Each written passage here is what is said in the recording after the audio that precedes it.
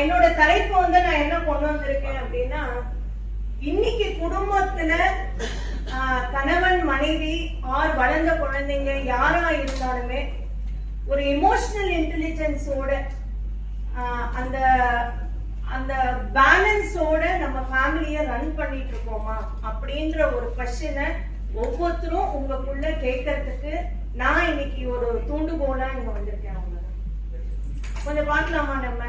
சரி, ஒரு என்ன ஆச்சு அப்படின்னா, இது ரியலா நடந்த ஒரு இன்சிடென்ட். அமெரிக்கால ஒரு கணவன் மனைவி ஒரு வீட்டுல வந்து இருக்காங்க.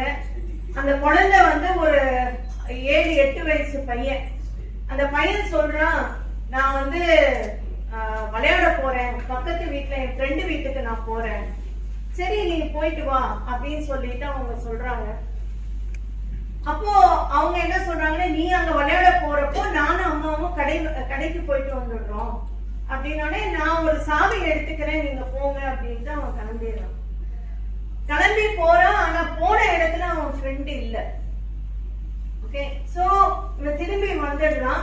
வரப்போ ஆஸ் யூஷுவல் அம்மா அப்பா கிளம்பிட்டாங்க. சோ இவன் சாவியை திறந்துட்டு என்ன பண்ணிடுறான், வீட்டுக்குள்ள வந்துடுறான்.